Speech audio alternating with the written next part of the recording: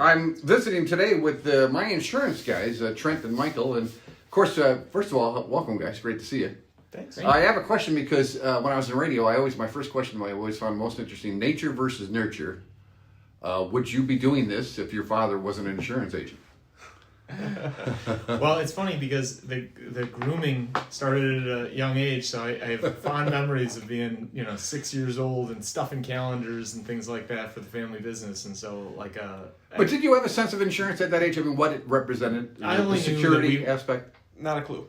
No, okay, that's very honest. What Okay. it was. Yeah, only helping the family business. Right. This is how we can spend time with our parents. Both of our parents worked in insurance. This is something that's important to them. We get to be by them and help them. And as a little kid, that's really powerful. Sure. That's valuable, and we got brought in that respect. So as you get older and you're watching what your mom and dad are doing, was there an interest there? Or was it Absolutely was there a not. point where you said, "No way, I'm going to do this when I get older"? For a good part of my young adult life, I thought there's no way in hell that I'd ever do insurance. Not a chance. Okay. Again, very honest of you. But what happened? There was a moment. Something happened. The realization when you kind of grow up and you think, what's valuable in life, right? And you go off to college and you're to choose a career and go down a career path, not just for, everybody focuses on money, right? Everybody wants to make a lot of money. But aside from that, you also see there are values that a career gives you other than money, like time, right? And what you do with that time. So this job gives us an opportunity to really meet a lot of people, which I value personally. I love to meet people. I love to speak to people regularly. And I really like to spend a lot of time with my family. So I can work from home some days. I can spend my time with my wife at home, and we've got a dog and 2 cats. And it's really easy to work around that schedule in that sense. So I get all this freedom to spend the time that I want, how I want, which is just what I love. And I noticed something, Trent, you said that you wanted to help people, and people think insurance salesman, you're just trying to sell me insurance. But how are you helping people by helping them find the right insurance and saving them money in that regard too? Yeah, so and it's kind of corny. I always say I don't sell insurance, I just advise on it, right? Okay. So the idea is somebody comes to me and they say, "Hey, here's a product that I have already. I don't know the value in it. I'd like to see the value in it, and I'd like to not spend as much as I possibly have to," right? So they come to me and I kind of explain to them, okay, this is home insurance. Here's why it's important. Here's why you might want it. Here's why you might not want it. And 9 times out of 10, home insurance is a good fit for homeowners. And I always say that. And that's especially for you and Mike, right? Home and car? Home and car, business insurance, okay. Life insurance, that sort of thing. But home insurance, for example, right? So I'll tell them, here's what it does. Here are situations where you're going to thank yourself for having home insurance. Here are situations you might not thank yourself for having home insurance, right? And we kind of talk through it, and once people understand its purpose and how it works, then they say, okay, there's value here, let's proceed. But budget's a big portion of this because it's a financial product. So, of course, there are a slew of A-rated carriers that we work with, right? So insurance companies are rated based off of their ability to pay claims and their financial stability, likelihood of not going bankrupt. So you don't want to work with an insurance company that doesn't pay the claim, right? Breaks the contract. So you don't want to go with Bob's insurance company, right? Right. Unless Bob's got a ton of great reviews by the AM Best and the Better Business Bureau. But you guys are constantly monitoring that, yes, so you know right where they're at. Okay. They're rated. We watch them all the time. Our E&O insurance requires us to work with A-rated carriers. Plus, it's just good business practice, right? Too much on the line to work with a bad company. So the companies we do work with, they all have appetites, and I'm going all over the place here. But the appetites, they look for these risk profiles and what people are. So age, zip code, the kind of car you drive, how I already said, gender, how many kids you got in the house, if none, how many cars to people, all these different dog and 2 cats like you. Dog and 2 cats like me, right? Some insurance companies don't like it, some love it. It's all about how the actuaries calculate, who's the least risky person this year. And our job's to take your risk profile, your what's special about you, and say, okay, which insurance company thinks you're a good fit for them, right? Okay. And a piece to being a broker, too, is we find you the right fit, but a lot of times insurance companies, their risk profile appetite, we call it, it changes. They say, we've been really having a lot of bad luck with people with a dog and 2 cats, but we have really good luck with a person with a parrot. So let's shift. Let's say the existing clients who have a dog and 2 cats, they're not so profitable anymore. We're getting a lot of losses. We're losing a lot of money. We're going to go and we're going to increase their rates because they're risky. Right. We're going to go and lower the rates for the people with a parrot. And that happens. It happens all the time. That's why people see, huge spikes in premium. Okay. And then we review and we say, okay, maybe it's not a good fit anymore. Let's shop this out and see if there's another company who changed their appetite and thinks your risk profile is a good fit. So. All right. It sounds like you leave the ball in their court all the time, right? You're not. No, you're guiding them, but you're not forcing them. I do my best never to solicit something that I don't think anybody needs. Right. We have an adage in our agency. We talk about risk management is an art. We say to manage your risk, you want to first avoid it. When you can't avoid it, you want to reduce it. When you can't reduce it, you want to transfer it. We are in the business of transferring risk to insurance companies. Okay. But a lot of times people come to us, and I talk about this a lot when I teach over at our local college. I talk about the sales process, and there's a really common misnomer in selling that everybody is a customer. And it's really couldn't be further from the truth. There are some people who you don't have a product for. It doesn't make sense. And so what we do, I think, very well as a family business is we qualify the people who we talk to. So a big thing is intake, understanding what your risk profile is, like Trenton talked about. Understanding where that risk management fits with you. So from avoidance, reduction, and transfer. So I'll talk to some people, and I had a client once who called me up and he said, Michael, I need to buy a lot of insurance because I like to tip the bottle when I drive. And you go, oh my, okay, not from a risk qualifying standpoint, we're probably not going to be a good fit for you, right? Because I don't want to transfer that risk to an insurance company. I don't think that that's a good fit. And so the conversation then goes, hey, rather than you just rely on insurance to protect you, maybe you look at some avoidance measures, like, hey, take safer driving practices. Look at some reduction methods. Here's some ways where you can avoid those situations. And so, like, more often than not, we take this consultative approach with people because they come to us with a problem. They come to us with a risk problem. Right? More often than not, they're required to have auto insurance. They're required to have home insurance. They're required to have, maybe in some cases, renters. Maybe businesses a lot of times come to us when a contractor or a person they want to do business with says you have to have business insurance. But sometimes it's out of genuine concern. Well, no matter the reason that you start that journey, it always goes through the risk avoidance reduction transfer model, the management that is art, right? So our whole piece is education, right? I always say we have the smartest clients, and that's because they don't become clients with us unless they go through that process. I've had so many conversations where people will call up and they say, I need X insurance by 5 o'clock. I've got 3 minutes. And it's like, yeah, I don't have enough time to explain to you the benefits, the detriment, better understand what you know. And again, it's not like I'm going to give you the same track of information because some people come to the table with a different amount of knowledge.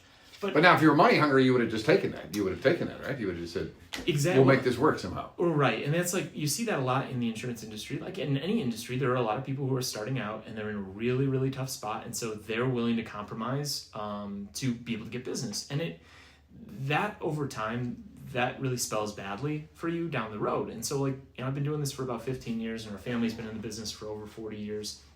We can't, as Trenton made a comment earlier, we can't take a chance that we don't do a good job educating. We don't do a good job advising because it hurts your reputation and it erodes that trust and credibility that people rely on when they come to us. Well, I love your name, My Insurance Guy, because, everybody says, well, I'm going to run that. Let me run that by My Insurance Guy. And you guys are the guys who are going to run that by. Now, I remember buying my first house. First of all, I was shocked by how many papers I had to sign. But I didn't know about the insurance and the value of the home. I heard different people say, and then what do I go by? Do I go by Zillow, or what do you go by? And how do I insure that when I'm not sure what my house is worth? So there's 3 values that a lot of people come up with for their house. And the conversation usually goes like this. It's my house is worth this much. I could sell it for... And if you live in Sycamore, Illinois, you can usually sell your house for, the market value is a lot higher than what your perceived idea of what it is worth is.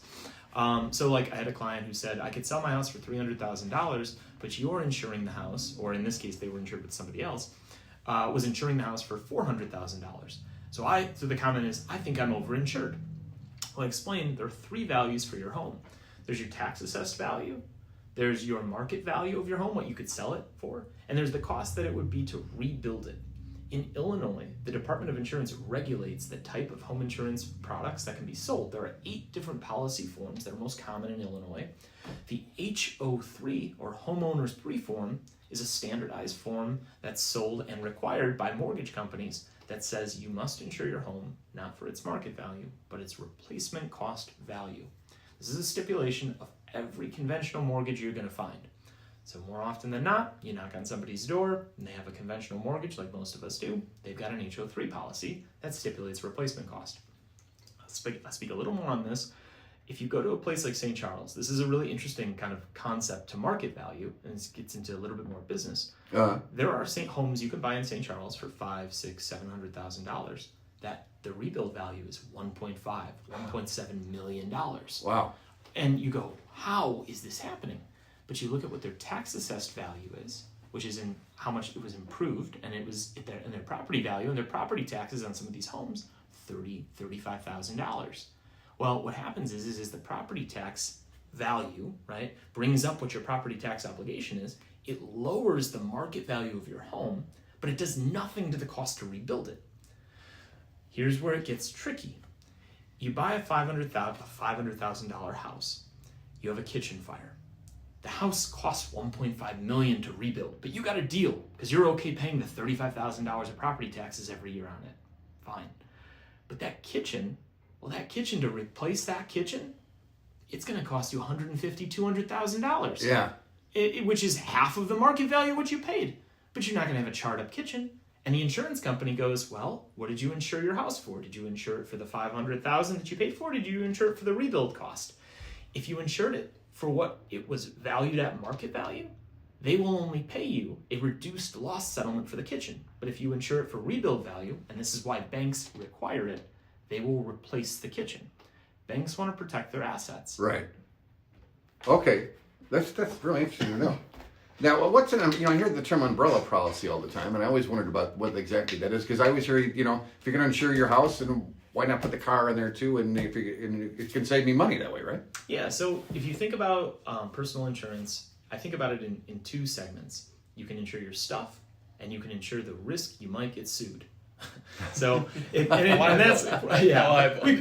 in a rather crass way, but the idea is that you can cause damages to other people, and those damages usually manifest themselves in the form of a lawsuit, and we call that your liability. Then you can also cause or have damage caused to your stuff, and that's essentially the property damage value. Umbrella policies are liability extensions to whatever you already have for liability insurance. Common misnomer is that umbrella policies have their own coverage, that they do something on its own. An umbrella does nothing on its own. All an umbrella does is extends the listed underlying liability of a policy you already have. An example would be your auto insurance policy insures your car for its value if it gets destroyed, but if you hurt somebody with your car, you have liability coverage. Well, the auto policy's liability coverage has a limit, and if that limit ever gets hit, maybe it's $100,000 of liability limit, and you've caused $200,000 of liability damages. Well, rather than you having to pay the difference and having a court tell you that, the umbrella policy will sit on top of that $100,000 limit and will add an extra $1 million of protection. Oh, wow. To defend you. Okay. Yeah, I remember I bought my first car was a powdered blue Dodge Dart, the Slant 6. I remember that too. Just not the car I wanted, but I remember trying to insure it, and I had somebody hit me, and then my brother said to, this is between you, me, and the lamppost, that I could claim a certain amount and then pocket some of the extra money as well too. But when you have a beater car like that, was it still staying true? Do you just get everybody told me just get liability insurance because the car is not worth much? So this is one, and I'll tell you, I think there's a personal preference question to this, and Trent's nodding his head. He's right. I'm sorry. No, have at it. Yep. I always like to make this gambling joke. I say insurance, we're like bookies, and you place your bets with us, right? But it's a lot less boring than a casino. There's no flashing lights or fun games. How much insurance you buy is such a deeply personal choice, and it really depends on your independent financial position. I've talked to a number of people. And I get the person who calls me, and they have a big car payment, and they're underwater on their loan, and they need physical damage coverage on that vehicle. And there's a situation where I say, yeah, definitely insure the value of the vehicle. And this could be a vehicle that's 15 years old that they borrowed money to get this vehicle. They have Right. to pay the debt. Meanwhile, you have people who they are driving the same, 1993 Toyota that they've had for years and years because it's got 1 million miles Raising on my it. hand, yes. Mine is duct taped together, yes. But you own it outright. You go, you could replace it. You have the financial wherewithal to be able to replace it. You're in a position where buying physical damage coverage for that vehicle probably doesn't make sense. And so, as a general rule of thumb, I say if the vehicle is 10 years or older, you probably don't need physical damage coverage on it. And then I also, as a general, again, principle, we say if the value of the vehicle and the amount of the insurance doesn't meet the 10% rule, you shouldn't buy physical damage coverage. And that just basically means if the vehicle is worth $4,000 and you're going to have to pay more than $400 a year to insure its value, that's not a good value trade-off. Okay. So you shouldn't do it. And again, these are, if we're playing in the casino and you bet by the book, this is, the Michael blend of herbs and spices, and everybody's individual preference will govern what they ultimately choose to do. So. And do people want to have too much insurance? Whether, say they're brand new Tesla, I think I saw a Tesla outside. Would that be something that's foolish to do, or you would keep them from doing that? I had a client once, he had lots, and I think in a lot of cases, he had lots of assets, right? But the idea always became a trade-off of what are you paying and what are you getting. So you could have $1 million, you could have a super fancy car, you could have a really, really rundown vehicle, but it all really comes down to, if I give you $1, you might give me $10, you might give me $5, you might give me $1, right? Nobody would give somebody $1 in exchange for maybe $1 later, right? And that's the risk trade-off. Right. So high-value things, I see people all the time insure, provided that it doesn't cost so much to insure them. Okay. And Trent, you mentioned when you were talking about your house, you said you had a dog and 2 cats, or 2 cats and a dog. And I always hear the story. I have a dog as well, and there was an instance a year back where somebody told me that my home insurance would cover what my dog does. Now, is that a true thing, or is that... What your dog does is essentially, in Illinois, what you do, right? So if your dog bites somebody, you're going to get sued, not as if you bit somebody, but as your property injured somebody else, right? Okay. So, yes, home insurance does extend to your dog, but of course each policy is different. In Illinois, there have been a lot of law changes recently to basically extend coverages to all breeds of dog that don't have a biting history. So if they're not listed and deemed by the state as a vicious animal, right? Okay. And they're required to maintain under 2 bites every so often. It's a pretty, lenient law. Yeah. But most dogs aren't vicious. I mean, it used to be a few years ago, if you had a Malamute, if you had a German Shepherd, a Pit Bull, you had an exclusion on your policy that said, my policy will not cover my dog if it bites somebody. Some insurance companies would allow that for additional premium. Well, now in Illinois, all dogs are covered under the insurance policy, except for the vicious ones, right? And vicious deemed by the state per occurrence. So, yeah. Yeah, boy's sitting on the porch with his dog, and the salesman comes up and he says, does your dog bite? And he says no, and he reaches and the dog bites him, and he goes, I thought you said your dog doesn't bite. And he goes, it's not my dog. It's always a good answer. Now, we talked about house and cars, but now the business insurance, that's another one that always... I was telling you guys I'm starting my own business, an LLC as opposed to a business, I suppose. But you told me, it kind of blew my mind away, that you might want to get insurance for the LLC. And tell us about that when we're starting a business, which a lot of people are doing, especially since the pandemic. They don't know anything about starting a business, and they certainly don't know anything about business insurance. How do you guide those people through when they're just starting out like that? So LLC, really great, I would call it mitigation method. So we go back to avoidance, reduction, transfer, right? So the reduction method of your risk management. How do you keep all these little formulas in your head? That's amazing. Mike's just got, that's that formula. Boom, boom, boom. say it enough every day and you draw it a lot.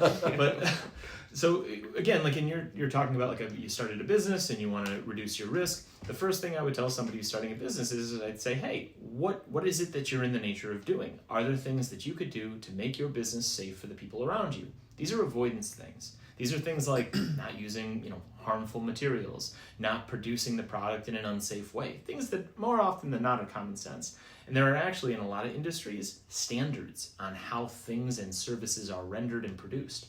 Again, these just go beyond insurance. It's just avoidance methods. Mm-hmm.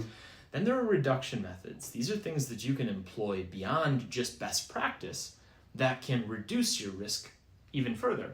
And so these are things like forming a limited liability corporation. And as the name would imply, it limits your liability to the corporation. Right. There are some. Can you dummy that down for the folks? So that means that if I got sued, they could only sue the corporation, right? Not me as an individual. So my 2 cats and dogs are safe at home, right? There are some circumstances where you can do what's called pierce the corporate veil. Right. And so this is a really important understanding with limited liability corporations, is that if a court of law can, or a prosecutor can prove that you, the individual, were acting in a way that was outside the scope of the agency, the LLC, they can pierce the corporate veil and they can sue you personally. There's some challenges. That's great imagery. Pierce the corporate veil. And that's a technical term. Cool. So yeah, it's like piercing the corporate veil. They use that vernacular a lot when they talk about LLCs. Yeah. Wow. Yeah. So really important to understand is like there are circumstances where if you don't act like an LLC would conventionally act, they can give cause to pierce the corporate veil. Important or not, and it's like I've had this conversation a lot with businesses where they go, can somebody sue me for this? Right. The fact remains, anybody can sue anybody for anything. Will they win? Will they get somebody to represent them? Will a court hear it? Those all remain to be seen. There are plenty of frivolous lawsuits that get thrown out, and the fact remains that you as the business bear this burden to defend yourself. And that burden comes in the form of time, and it comes in the form of compensation. And so like a challenging place to be is to say, well, I want to take on that burden entirely on my own. And so while you have an LLC, and the LLC can in fact protect you in most cases and limit the liability spillover to you personally, you also run the risk of having the corporate veil pierced and have your personal assets at risk if that's found, and you have the burden of defending yourself in a court of law if accusations are made against you. Where insurance can be helpful is it will defend for you. So you pay an insurance company and they employ a lawyer within a set limit. Some don't have limits, some do, to defend you in that lawsuit. Which can save you time, money, hassle, headache, fear, concern. I have had in a number of cases, clients call me up and they have a customer who decides they want to sue them for really, sometimes, and I think to myself, like, wow, I can't believe a lawyer would take on this case. Yeah. And I get to have a really good conversation with them. I say, don't interact with that customer anymore, direct them to us. We'll get the claim processed. We'll make sure that the adjuster handles this. You can remove yourself from this situation. And then that is, in a lot of cases, the first and the last time that they're talking about that. They can get back to doing what they do. The insurance company works it out. I've had on a number of cases, the client will ask me 4 months later, hey, how'd that ever go? Whatever happened? And we had one time where the person got like $40,000 from the insurance company, and the client was like, you guys paid him $40,000? What? That's for dad. Wouldn't have given him a penny. And I'm like, well, it was cheaper to do that than it was to go with this route, but don't worry, you didn't have to deal with it. And so, maybe you didn't want to ask. So, well, my whole life revolves around Seinfeld episodes. And there's one where Kramer goes to visit these people at the shoe store, and he lays on the couch. He looks up, and there's all these exposed wires there, and he says, "Well, you got to get that taken care of." And he has the electrical guy come over. It's going to cost him $10,000 to get it fixed. But you guys, as my insurance guys, can come into my business and see liabilities that I have and help me to clean that up and reduce my costs then for insurance. So back to the risk management, right? Risk management back is to that an risk art. management, yeah. Avoidance, reduction, transfer. Every insurance company employs risk control consultants. So, wow, okay, there is somebody who does that. Okay. Yeah. Yeah. And the funny part is like a lot of times people will go, oh, how altruistic of the insurance company. And I'll go, make no mistake, insurance companies act out of self-interest and self-interest alone. So it has to make sense for them or they won't do it. So these risk managers, what they do is after an account is placed, they'll go into that business and they will look for issues, instances of problem or concern. I went on a tour with a risk consultant recently to a local business that we insure, and we went through and basically worked up a sort of dossier that said, hey, here are a list of risk control recommendations we think you should employ to make your business a safer place. Okay.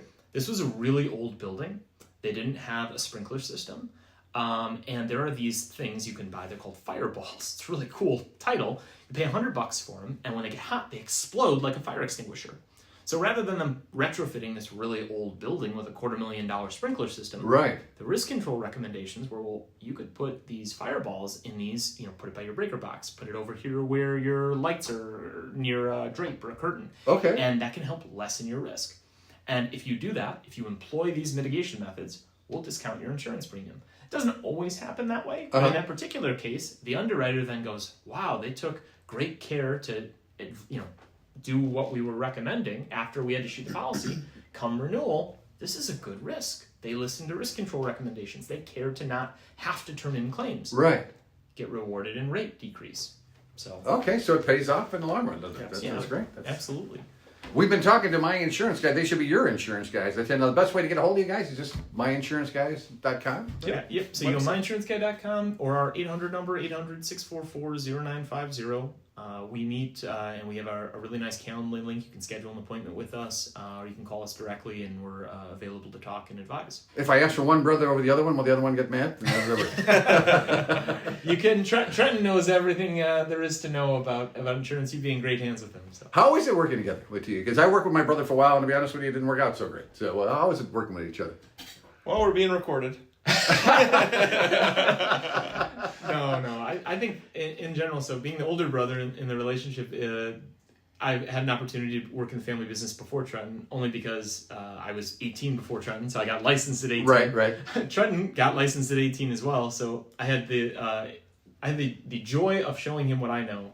And I think that in a lot of ways, we built a lot of mutual respect because there are things that I would show him that he'd go, oh, and he'd learn from it, and then he'd find a way to improve it, a way that, hey, maybe I hadn't thought of something. And this kind of goes to just like, as a person, being willing to grow and accept that you don't know everything. And there's no better person to keep you honest in that respect than your brother. They're really looking. So. Well, and you have a healthy competition, I'm assuming, too, and that can only benefit the client, right? Because you guys are benefiting to be better insurance people. So, and Trenton and I, we're in a... Trenton helps me in a great deal because we've had a great amount of interest and there's only one of us. And so like more often than not, what happens is we will get a lot of people who want to work with us, but there's only so much time in the day. And so like a big problem that I ran into about 7 years ago was that there's only one of me and there are lots of people who are interested. And a lot of the people who call us because they were referred to us, they heard about us. We really don't do a lot of solicitation. Which is nice to be in a position like that. So where Trenton has been absolutely instrumental is that he can take a lot of that burden, that workload off. And now he's found himself in a situation where a lot of people are referring to him. So we joke, we want to rope our youngest brother in and go, hey, look at me. Because it's really a function of time. There's only so much time in the day, and there are lots of people who want to talk about insurance. Well, I think people like the fact that you're a family insurance agency. I mean, My Insurance Guys, that's great. We're working on the little brother. Is he coming along? He does a lot of IT work for us. He works on the inside of how My Insurance Guy works. But he's at home right now working up some internal filing systems. Oh, really? That I've put him on. Yeah. Oh, all right. Innovative. I like that about him. Yeah. All right. Well, again, these are My Insurance Guys. They should be your insurance guys, too. Guys, thanks so much for your time today. Absolutely. Thank you. Appreciate it.